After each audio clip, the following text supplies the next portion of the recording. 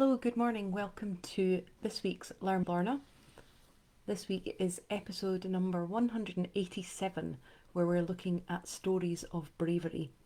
My name is Lorna Steele-McGinn. I'm the Community Engagement Officer with the Highland Archive Service, which has 4 archive centres in the Highlands of Scotland, where we look after historic documents relating to this area. So we have a centre in Inverness, we have one in Fort William, one in Wick, and one in Portree. This series is brought to you by High Life Highland at no cost to the viewer. High Life Highland is our umbrella organisation. It is a charity registered in Scotland, and there's no payment required to take part in watching this series of films.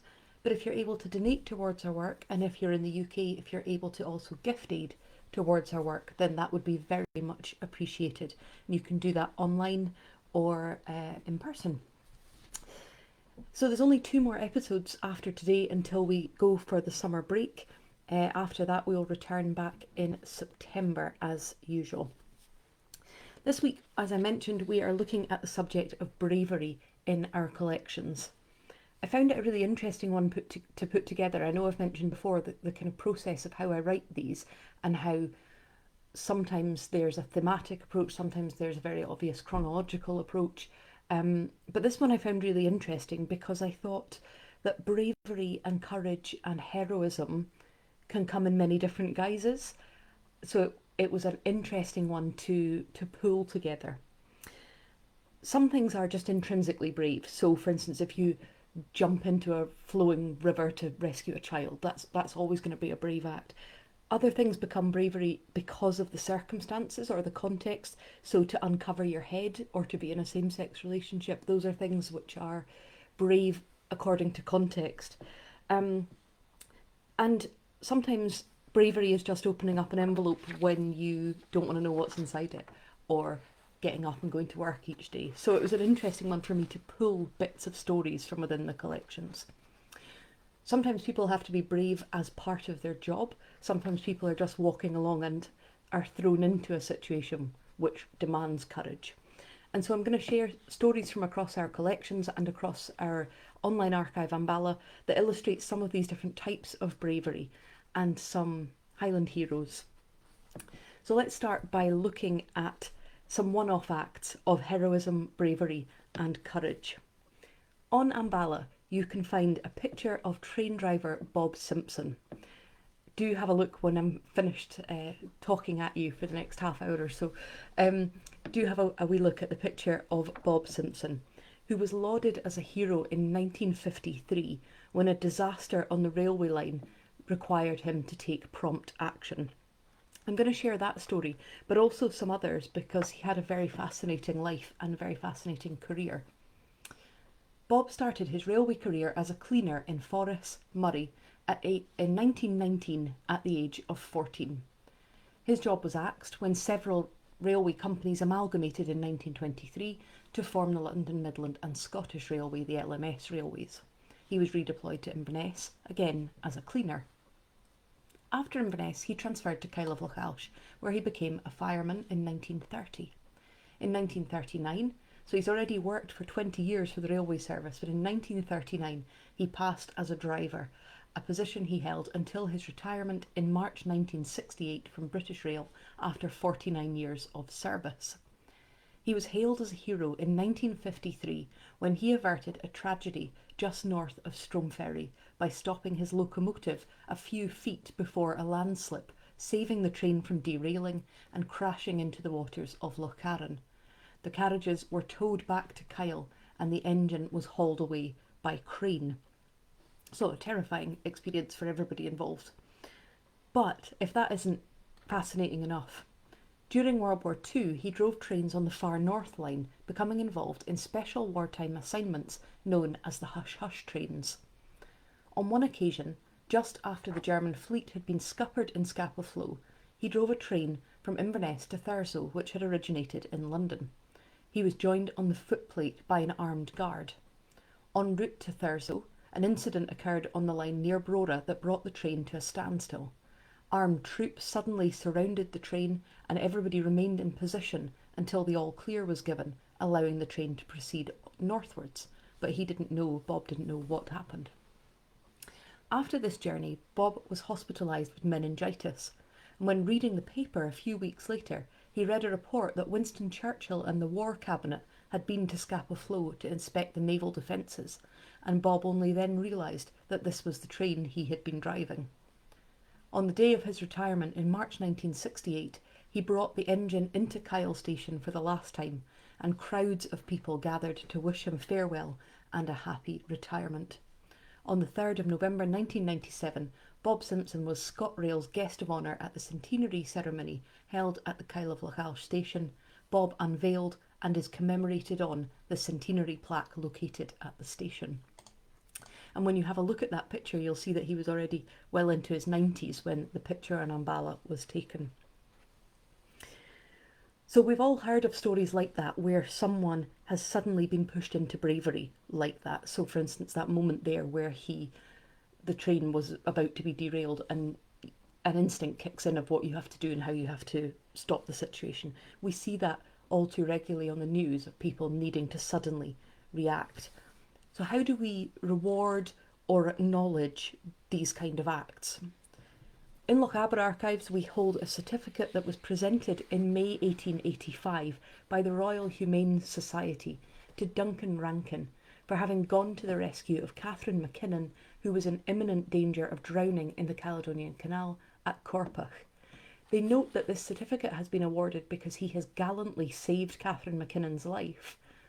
So that's amazing. But then it also notes in the last sentence that the certificate's also been awarded because on previous occasions he has saved another 8 persons from a watery grave. Quite a habit of life saving. And of course, water is somewhere where we often see people literally jumping in to save somebody or to avert disaster. And I spoke a few weeks ago about lifeboats and stories of bravery at sea. And I mentioned a Captain Tudor who was awarded medals for his efforts to save lives at sea. And when I asked the team at Nucleus and the Caithness Archives for some examples of bravery from their collections, they immediately, of course, with their coastline being what it is, went back to the sea and went back to Captain Tudor. So here's a bit more about his story. Captain Tudor, formerly of the Royal Navy, was appointed agent for the British Fisheries Society and harbour master for Wick in 1854. He held this position until sometime in 1861, as he is named as superintendent in Slater's Royal National Commercial Directory and Topography of Scotland for 1861. He played a very active part in early lifeboat provision in Wick and the surrounding area, using his many years of experience in the Navy. He became the first coxswain of the Wick lifeboat provided by the British Fisheries Society, a position he kept from 1848 to 1861. He was awarded his first silver medal in 1857 for the attempted rescue of the crew of the Vronia Santina during a storm. The Dutch boat had entered the Bay at Wick and seemed to be heading towards the shallows when, upon reaching Salmon Rock, the crew aboard decided to try and ride out the storm and dropped both their anchors. It worked well for around half an hour until the tide began to ebb and the waves began to break harder on the ship, and the crew were seen manning the pumps, but no distress signal was raised. So even though no distress has been illustrated, or perhaps not actively illustrated, intentionally called for help, Captain Tudor nonetheless decided to launch the lifeboat and give the Dutch crew the option of coming ashore if they wanted to do so. And a crew of 14 volunteers manned the oars and the lifeboat was sent out. When they got within hailing distance, they asked if the crew wanted to be taken ashore, but they got no answer. The waves were getting higher, and one poor soul, who I've mentioned before, Alexander Bain, was swept out of the lifeboat. The lifebuoy was thrown to him, but the waves were too rough, and the lifeboat had been pushed further, having lost some of its oars, because of course these are hand-rowed lifeboats, until they were grounded on the sand. Towards midnight the storm abated and they managed to get afloat again, and on approaching the Vronia Santina, the crew asked this time to be taken ashore. This was managed, and the lifeboat was then able to ride the waves, despite its missing oars, most of the way, until a large breaker swept it onto the sand behind North Quay, where it became grounded. Once the storm had cleared, Captain Tudor immediately went back out to refurnish the boat with a full set of oars and buoys. And not only did that happen, but he got a second silver medal in 1860 for the rescue of 2 people from the sloop Maria. It said that he couldn't wait for the distress signal, but this time he couldn't wait for the lifeboat to arrive, and so he set out on his own. And it finishes at the end with the rescue of these 2 lives. The lifeboat arrived a few minutes after he had already gone and rescued them. Refreshments were sent down to the exhausted men from Achill Tower by Sir George Dunbar, and Captain Tudor was awarded his second silver medal. In addition to that, he and each of his crew were awarded bronze medals by the Board of Trade. So sometimes people are given medals as an acknowledgement, or certificates for an acknowledgement of the bravery that they have either kind of voluntarily gone towards or that they have ended up thrown into. But sometimes, of course, an act of bravery results in injury or even death. And one man who was aware of the impact that that could have on a person's life going forward after their act of bravery was the famous philanthropist Andrew Carnegie. And both in the Highland Archive Centre and in Nucleus or Caithness Archives, we hold references to Carnegie's solution to how to treat people who had committed acts of bravery and then had to live with the ramifications of that. This is an article from the Nairnshire Telegraph of the 29th of September 1908. Our Carnegie Hero Fund, founded by a gift from Mr. Carnegie representing £230,000, was announced at a meeting of the Carnegie Dunfermline trustees. So this meeting that sets this up is happening out with Highland in Fife. In a letter announcing the fund, Mr. Carnegie stated that he had long felt that true heroes and those dependent upon them should be freed from pecuniary cares resulting from their heroism. The interest of the fund is to be used to place those following peaceful vocations who have been injured in heroic effort to save human life in a somewhat better pecuniary position than before until they're able again to work. It's a very, very convoluted sentence, but the aim of the fund is that if you are in a peaceful vocation, so you're not in the military or something like that, and you have done something heroic to save human life, then you should be entitled to an easier financial life than you had before, especially if your act has made it hard for you to work. It goes on to say, in case of death of the person who is committing the heroic act, the widow and children should be provided for until the widow remarries and until the children reach self-supporting age. For exceptional children, exceptional grants may be made for advanced education. Grants in money or in other forms may also be made to heroes or heroines as the trustees deem advisable, each case to be judged on its merits. The purpose and the general plan of this fund have been approved by the King. So a very interesting example of someone who has a shed load of money and has gone, actually, there are people out there doing extraordinary things and they should be compensated in some way for that.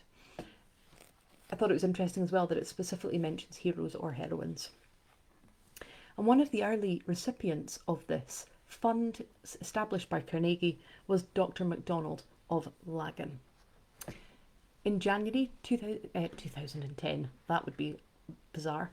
In January 1910, Dr. MacDonald received a telegram informing him that a patient who lived a distance of 22 miles away was seriously ill. Starting out at 7 a.m. to provide assistance, he made his way by car to Binalder Lodge, and thence by foot through a forest and over a hill for a distance of 12 miles. En route, he was forced to wade through mountain streams which were swollen into dangerous torrents. He reached the patient's house eventually at 6 p.m. to find him indeed seriously ill with pneumonia, and despite suffering from the effects, exertion and exposure, the doctor worked into the following day on the patient until there were signs of recovery. The Carnegie Hero Fund's trustees awarded a bronze medallion to Dr. MacDonald in view of his courage that he showed in exceptional circumstances with the object of saving a patient's life. Interestingly, both the UK and the North American Carnegie Hero Funds still exist to this day and are still issuing money to those committing brave acts. Now, of course, some occupations carry more risk than others. And again, we often see this in our news feeds as well.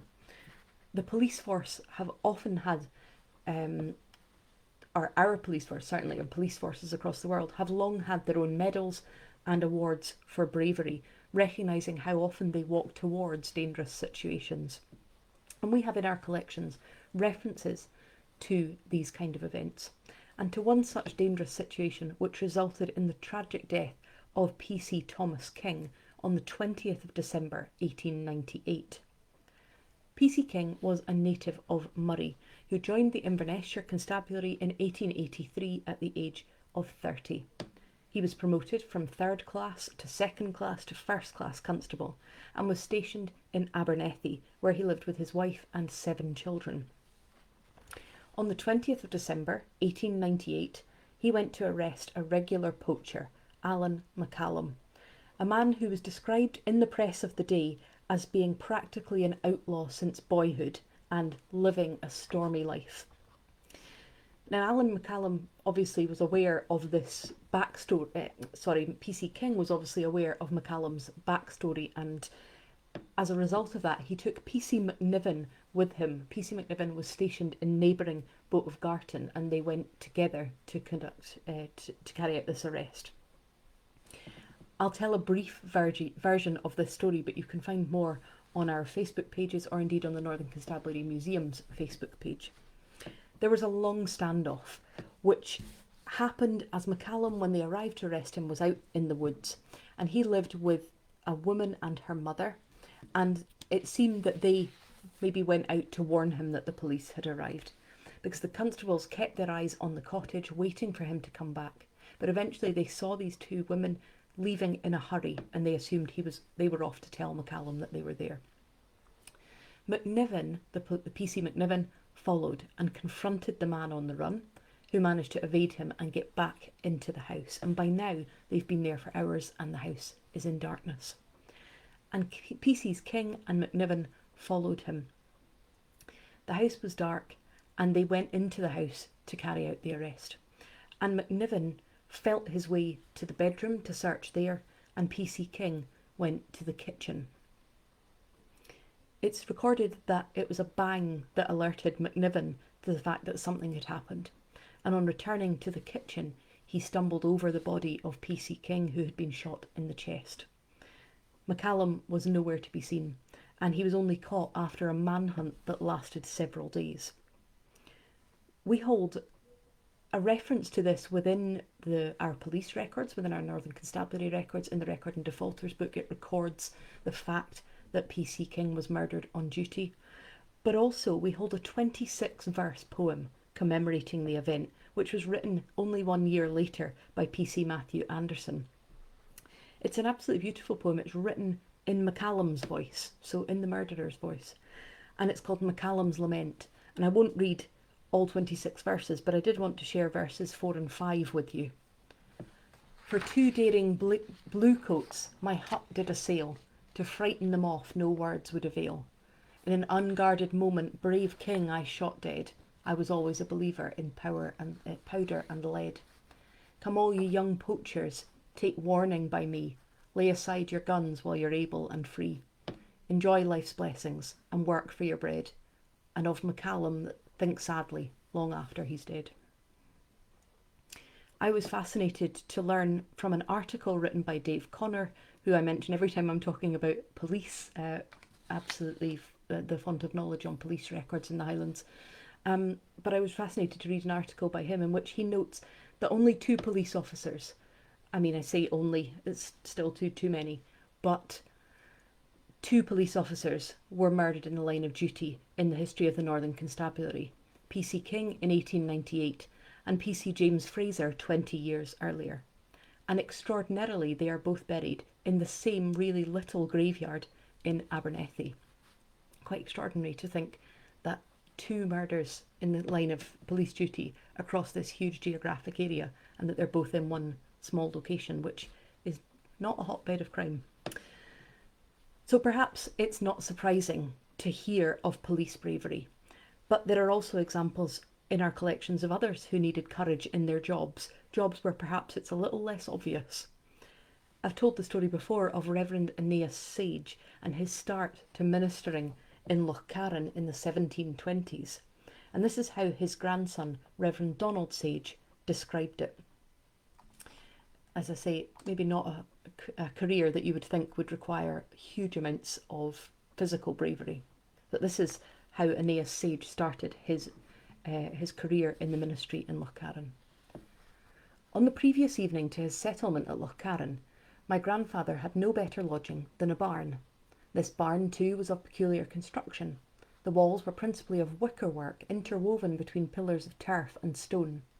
The moisture of the climate, particularly in harvest, rendered this peculiar mode of construction necessary to dry the corn, which, when cut, was housed and not stacked in the yard as in more genial districts. Such was the anchorite's cell in which the first Presbyterian minister of Lochcarron lodged on the previous evening to his settlement. No better was offered, and perhaps no better could be found. In this hovel, where he took up his quarters for the first time, some of his friends lodged with him, but during the night the barn was set on fire. The smoke and flames roused them from their slumbers, and while his friends busied themselves in securing the safety of the dwelling and extinguishing the fire, the future minister of Lochcarron took that opportunity of cultivating his first acquaintance with a parishioner. Rushing out, half-dressed, he saw the incendiary throwing away the torch and making good his retreat. My grandfather pursued, and continuing the chase for some time, at last caught up with him, and just as the fellow neared his own door, planted an irresistible grip on his collar. The culprit was dragged back to the minister's lodgings, expecting nothing more than a beating, even to the breaking of his bones. Than this, however, nothing was further from my grandfather's intentions. No violence was used. The culprit was placed in the middle of the floor, and when asked if he had set the house on fire, and if so, what was his motive, the man frankly confessed what he had done, and assigned his reason that it was to rid the parish of a Whig minister, W-H-I-G, so the political party. "But now," he said, "I'm in your power. Take your revenge." "We shall do so," said my grandfather, "but mark well how we do it."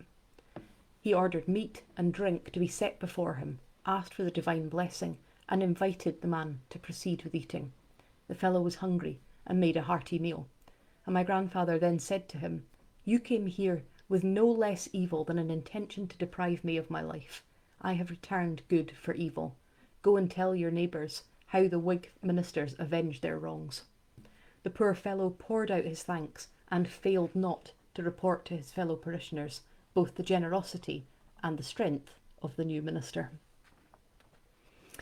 We hold not only stories of police and doctors and ministers, but also of others who gave their lives or gave huge sacrifice in pursuit of their careers. So, for instance, we hold records of doctors and ministers who contracted illnesses as a result of continuing to go into the houses of those who were sick. One of the most touching entries, which again I'm sure I will have told you because it is as a paragraph within a record, is one that I think is one of the most moving. This is from St Ninian's Episcopal Church in Invergordon in March 1919. "It is now known that Mr Thomas contracted his fatal illness while ministering to the many sick persons who came under his care through the epidemic of influenza now presiding. Had he thought more of himself and less of others, he might have been with us still, but it may be truly said of him that like a good shepherd he laid down his life for his flock." I just think that's a very, very beautiful testimony.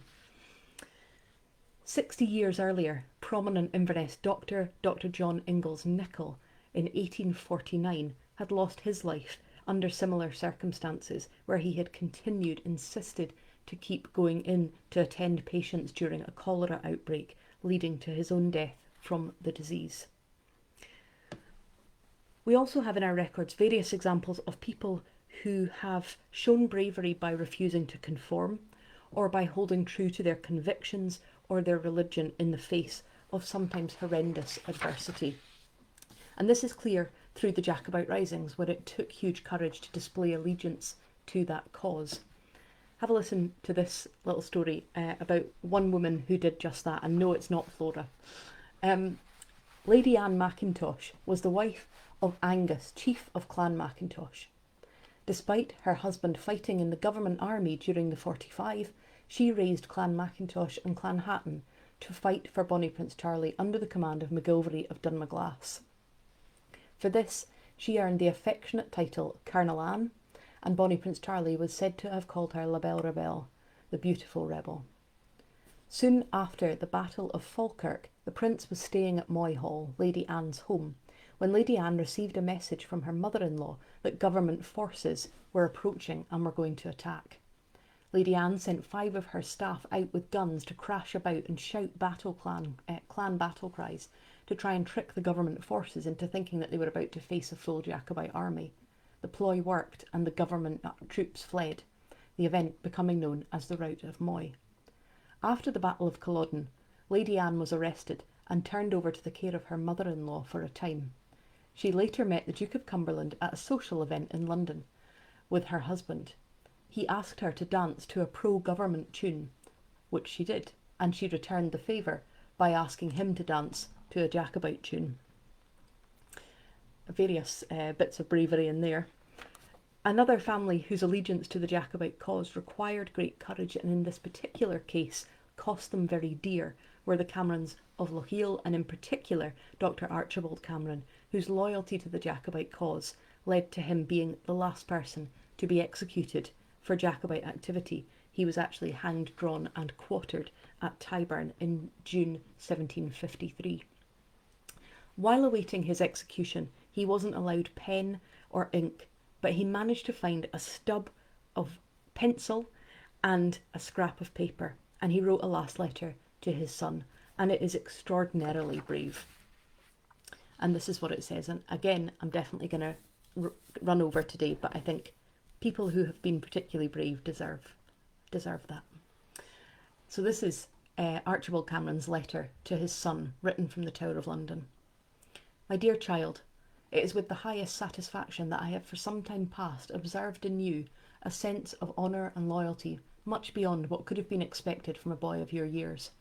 And though death will soon deprive me of the power of being further service to my king, my prince, and my country, yet what greatly adds to my satisfaction is the principles that you show in your letter to your mother on the news of my being in custody, and the confidence that you have in my fidelity to the royal cause.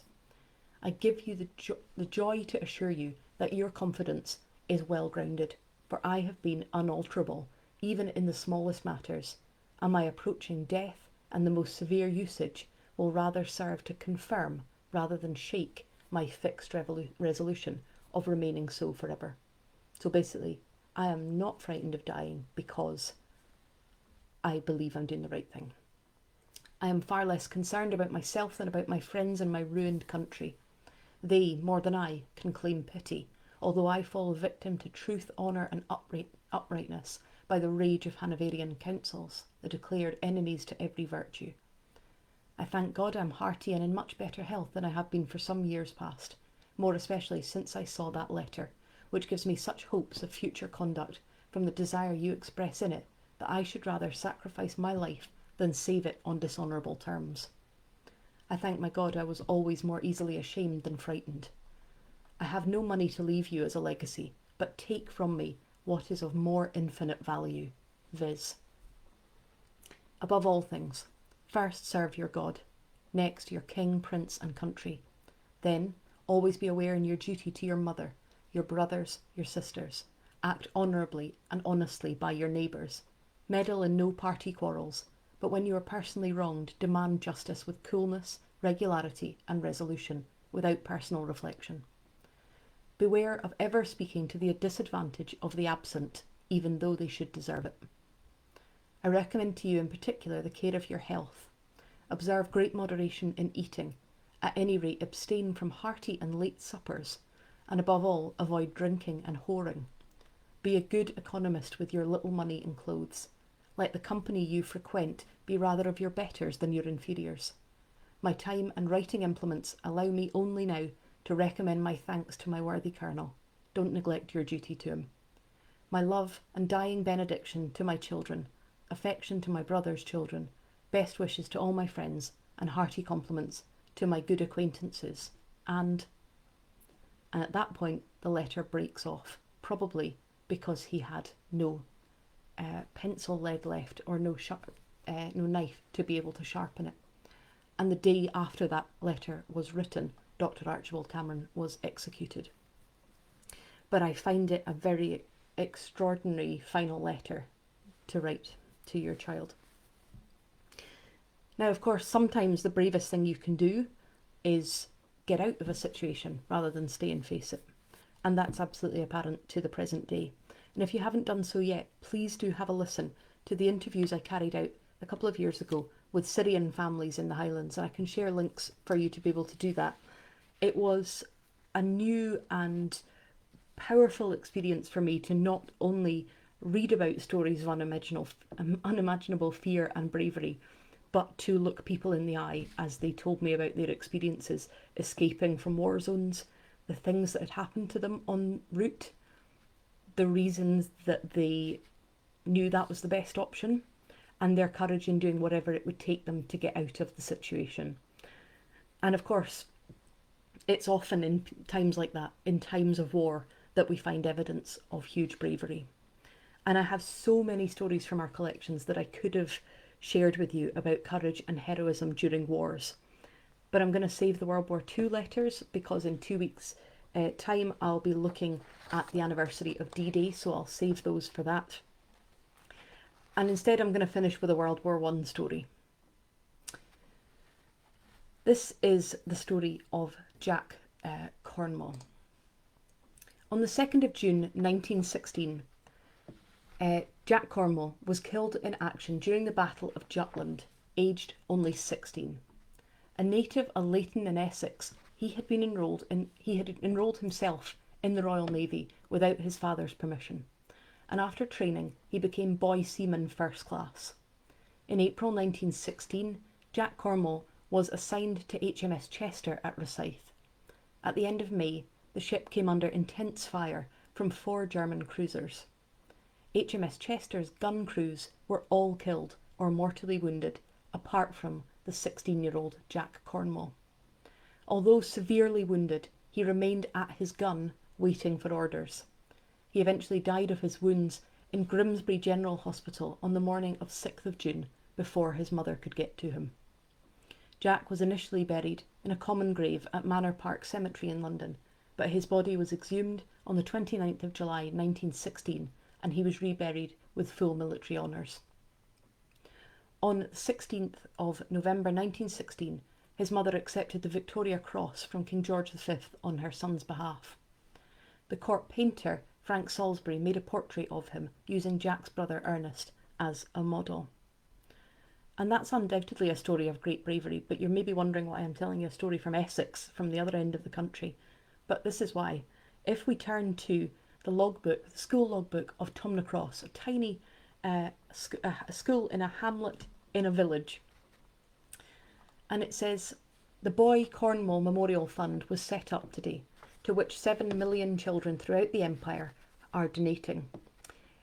And then if we go to that logbook, we find an entry on the 10th of November 1916 that says, "A collection was made for the Jack Cornwall Fund, £1, 1 shilling and 2pence, which entitled the school to a picture." And from that one sentence, we know that the children in that little school in a little area of the Highlands knew about Jack's bravery, and that it resonated enough with them that they wanted to contribute to the fund.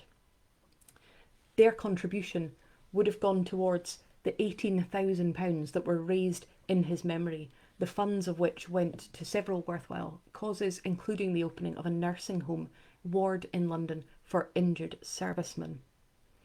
And if we turn to Ambala again, we can see that legacy of Jack Cornwall's extraordinary bravery at the age of 16 continued, because there's a 1971 picture of a young lad, Ernest Finlay, who's in a wheelchair with muscular dystrophy, and he's receiving the Cornwall Scout Badge, an award given for bravery by young people. And it's an award which is still given today. There are so many stories I could have shared today, and as I say, when you search the word bravery or courage or hero, you might not find a huge amount. But if you look at the surrounding context and what people have done, and as I say, we see this on the news all the time, doing something that in one part of the world you wouldn't even think twice about, but in another part of the world can have huge ramifications. So you can find acts of bravery all over the place. As I said, I've moved some of the stories that I would have shared today, particularly the story of the wonderful Huguette Verhaeghe, into the D-Day episode in 2 weeks, so you'll hear some of them there. And there are others that I will just have to find another episode for. The story of Fighting Mac, extraordinary story of a Highland soldier. The story of Constance Mackenzie and her refusal to conform. There's so many that I will have to fit in elsewhere. But in the meantime, I hope that that has been of interest to you. I hope it's illustrated that acts of bravery from years ago still have the ability to inspire us, to motivate us, and to make a difference. And also, you know, I'm not a TED Talk speaker, I'm not a motivational speaker, but I think it's also important to remember that sometimes bravery can be a very small personal thing, as well as a huge life-saving action. So if you think you haven't ever rescued anybody's life out of a canal before, you've probably still done something that was very brave to you in the circumstances.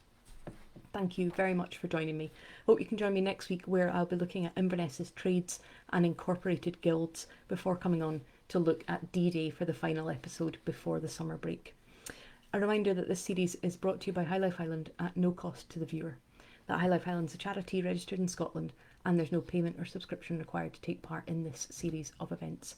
If you're able to donate towards our work, and if you're able to gift aid towards us, then we really would be incredibly grateful for that. It enables us to keep finding and telling these stories. Thank you.